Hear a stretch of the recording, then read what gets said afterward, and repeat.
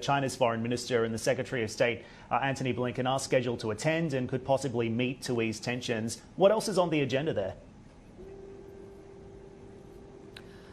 Well, a cornucopia of issues, Dan. I mean, this is the 59th annual Munich Security Conference. It's dubbed the Davos of Defense. This is a gathering of leaders from around the world, but with a huge emphasis, frankly, on Western democratic values. The theme of this conference this year is revision of the international order. Deep concerns from Western leaders today that liberal democratic policies are on the way out as a result of autocratic regimes, they say. So no doubt on the agenda over this three-day conference will be questions about the future of democracy. Questions certainly about President Putin's invasion of Ukraine and where that's headed in terms of a peace process, and also bigger questions about the NATO alliance. Of course, a conversation that I've been having with Jens Stoltenberg, the Secretary General of NATO, multiple times over the last several months has been whether or not Sweden and Finland will accede to the NATO alliance together. That's, of course, been a bone of contention for NATO member Turkey, as you know. Listen in to the latest comments from the Secretary General about that.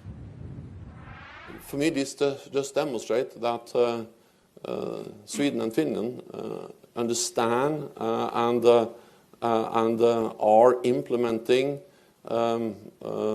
policies which recognizes the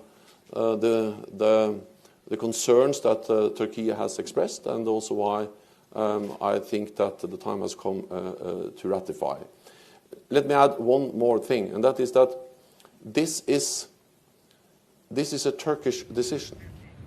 Now, I will be speaking first on CNBC with Jens Stoltenberg, the NATO Secretary General, on Saturday. And in just a few hours from now, Dan, I'll be speaking with Finland's foreign minister as well to get the latest update on the situation with their attempts to join the NATO alliance. Now, one of the big questions, of course, going forward, beyond whether or not we'll see Antony Blinken meeting on the sidelines with Wang Li from China, is the other meetings that will not be taking place here. Just to give you a sense of background on the Munich Security Conference, this is held in the Becherhof Hotel. It's a very traditional and older hotel here in Munich.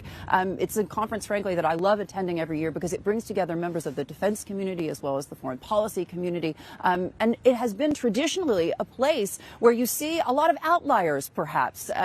Russia always has a huge representation here, as does Iran in the past. The foreign minister of Iran has been here on a multiple times of occasions. And unfortunately, this year, we're not going to see either of those two countries represented at all. They've essentially been disinvited by the Munich Security Conference as a direct result of, they say, their bad actions over the last year. So I think it's really interesting to note that while this will be a conference focused on the future of the liberal democratic order, the folks threatening that liberal democratic order will actually not be in attendance to voice their concerns. So, Hadley, 1 year since Russia's invasion of Ukraine, a missed opportunity, is it not, to bring people together to try and find a pathway forward? As you say, you won't find any Russian or Iranian officials on the ground there. Actually, the vast majority of participants are from the US and Europe. So what can realistically be achieved? How do organizers avoid this just becoming an echo chamber of sorts?